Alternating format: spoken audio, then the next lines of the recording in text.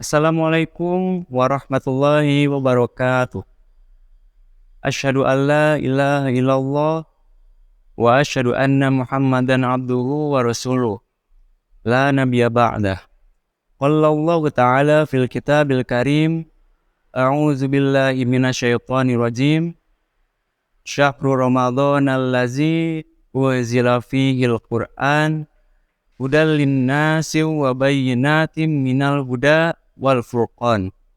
Yang artinya bulan Ramadan, bulan yang dipadanya diturunkan Al-Quran sebagai pedoman umat manusia, dan penjelasan petunjuk itu, pedoman petunjuk itu, dan pembeda antara hak dan yang batil. Saudaraku, pada setiap tahun atau tepatnya pada bulan suci Ramadan kali ini, kita memperingati dan merayakan sejarah yang amat penting. Apakah Anda tahu sejarah itu apa? Apa yang saya maksud sejarah itu? Nuzulul Quran, atau hari diturunkannya Al-Quran dari Lauhul Mahfuz ke Baitul Izzah, dari langit ketujuh ke langit dunia. Arti nuzulul Quran itu terbagi menjadi dua kata. Yang pertama nuzul, yang artinya menurunkan sesuatu dari tempat yang tinggi ke tempat yang rendah. Kemudian arti kata dari Al-Quran itu sendiri yaitu kitab suci umat Islam. Al-Quran diturunkan melalui perantara malaikat Jibril. Proses turunnya Al-Quran dibagi menjadi dua tahapan. Tahap yang pertama diturunkan langsung pada malam Lailatul Qadar.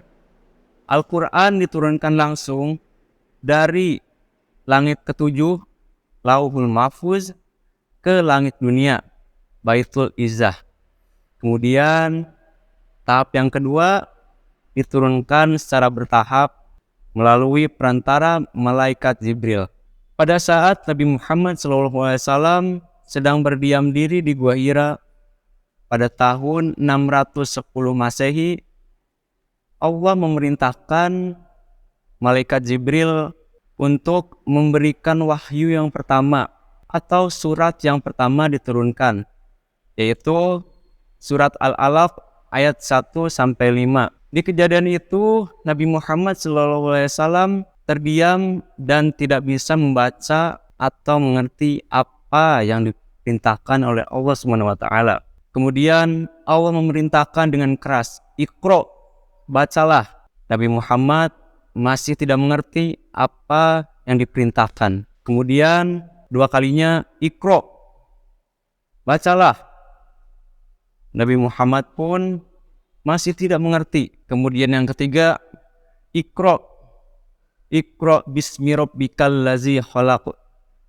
Kemudian Nabi Muhammad mengerti apa yang Allah perintahkan, yaitu bacalah Al-Quran itu. Wahyu itu termasuk ke dalam wahyu yang pertama kali diterima setelah Nabi diangkat menjadi Nabi dan Rasul. Nabi Muhammad SAW menjadikan wahyu ini sebagai petunjuk untuk menebarkan kebaikan bagi umat Islam. Kemudian tahap yang kedua yaitu tahap yang diturunkan secara berangsur-angsur dari Allah SWT kepada Nabi Muhammad SAW melalui perantara malaikat Jibril, yang dimana kurun waktunya ini kurang lebih selama 23 tahun.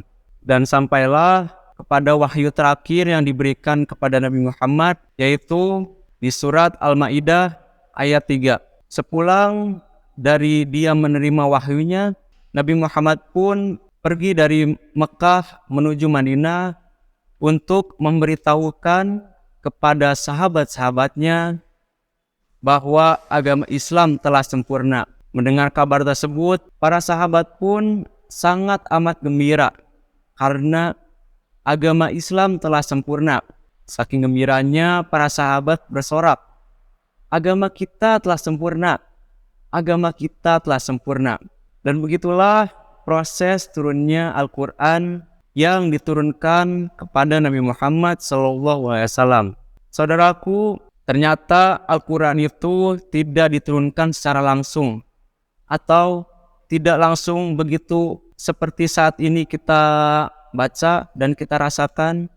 Al-Quran dulu berupa mushaf lembaran-lembaran yang dimana lembaran itu tertulis pada pelepah kurma, pada batu, pada kulit unta, dan sejenisnya. Begitu panjang proses yang dilalui oleh Nabi Muhammad SAW hingga mendapatkan wahyu terakhirnya. Jadi untuk itu, kita sebagai umat Islam sepatutnya membacakan apa yang telah Allah wahyukan kepada Nabi Muhammad. Sebagai umat Islam, sepatutnya kita membaca Al-Quran. Untuk itu, kita harus senantiasa bersyukur karena kita masih bisa mendapatkan Al-Quran itu secara utuh. Begitulah proses-proses turunnya Al-Quran. Mohon maaf jika saya ada kesalahan dalam penyampaian atau kata. Saya pamit.